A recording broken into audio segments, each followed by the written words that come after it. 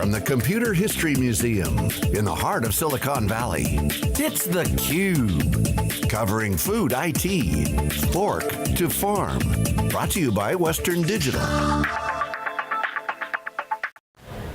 Hey, welcome back everybody. Jeff Frick here with theCUBE. We're in Mountain View, California at the Computer History Museum at Food IT. A really interesting conference, about 350 people talking about the impacts of IT and technology in the agricultural space, everything from farming through to how you shop, how you consume, and what happens to the waste that we all unfortunately throw away way too much of. We're excited to have our next guest, Mike Wolf.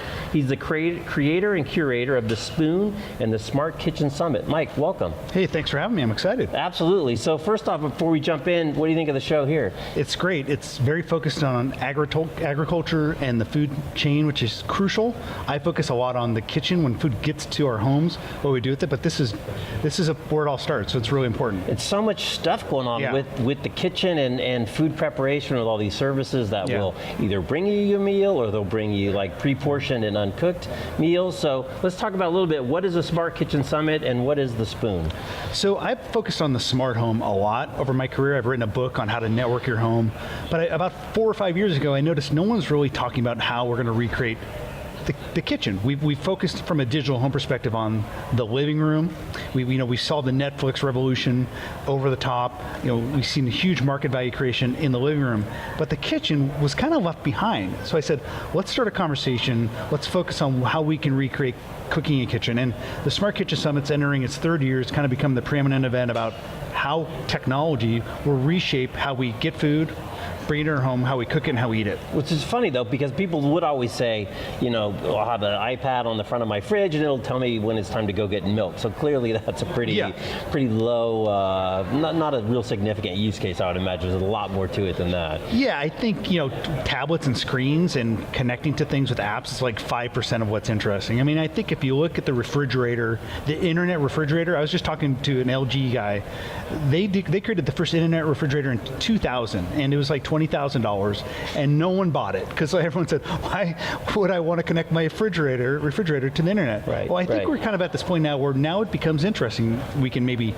have the fridge understand what our food is. The fridge itself is kind of the family bulletin board, so why not put a big screen on there if it's only a couple extra $100? Right.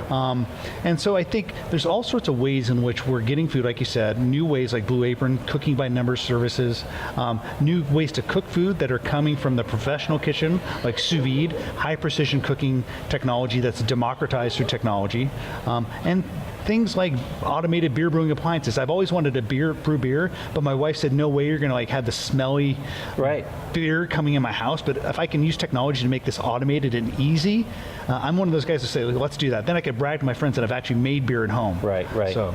Well, it's funny because we saw this other thing in the kitchen not that long ago, right, where everybody had to have a Wolf, and it was kind of this, kind of professionalize your kitchen with all these really heavy duty, appliances that really most people probably don't need a Wolf so they can keep their flambe, at the perfect temperature for extended periods of time. Yeah. So what are some of these things that are coming down the line that people haven't really thought of that you see as you study the space?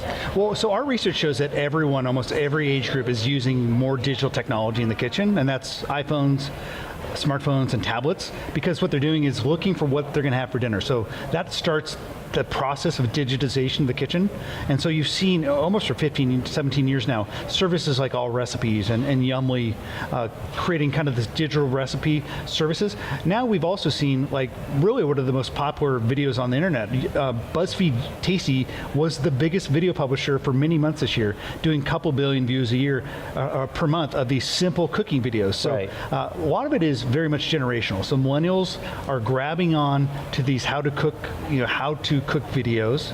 They're very interested in cooking, but the definition of cooking is changing. And so what they're seeing is learning about cooking through online, but also maybe applying cooking technology in a new way, whether that's like a very simple cooking appliance like a sous vide circulator, or maybe like an air fryer, or if you want to go high end, something like a June oven. So if you look forward, starting to add artificial intelligence, image recognition, and these type of technologies to the cooking process could make things a lot easier, make things faster, and kind of give you cooking superpowers that you may otherwise not have. Right, it's so interesting. It's like continues to be a trend over and over. That it's kind of the hollowing of the middle, right? you are either, you don't ever cook, right? Yeah. And everything is DoorDash or however you get the meal, or you kind of get to some of these specialty items where you're way into it as a hobby. And I mean, those videos, the cooking videos are fascinating to me, the popularity of those things. Yeah. But if you're kind of stuck in the middle in the no man's land of what we think of maybe as a traditional kitchen, that's probably not a great place to be.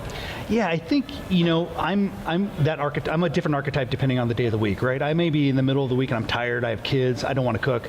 Maybe something that automates my cooking, maybe makes it easy with food delivery that's fully cooked. That would be a great idea. But maybe on the weekend I want to become like a maker, and really, like I say, the only maker space in the home right now, besides the garage, is the kitchen. It's where I'm actually using my hands to make stuff. And I think that's great nowadays when we're all spending so much time in front of screens, moving around ones and zeros with our mouses. I think our research shows that people want to cook, but the definition of cooking is changing. So they may be assembling salads, and they're buying something from Costco and they're calling that cooking. But I think if we can have technology that allows us to actually make stuff in the home where it's fresh, it tastes good, it's healthy, and we feel like we're learning a craft, I think there's a lot of people that would want that.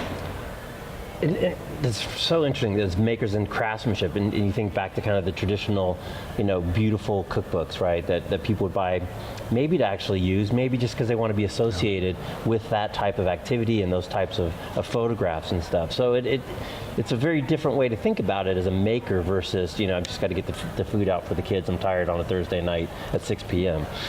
Yeah, sometimes it's just sustenance, right? I mean, that's why packaged food is great. Like, we like these protein bars. Like, they're expensive, but they provide everything we want in like a flat piece of food. But at the same time, like, there's a whole food movement, ever since John Mackey founded Whole Foods back in the early 80s until the time that Amazon acquired it, the customer base has been growing.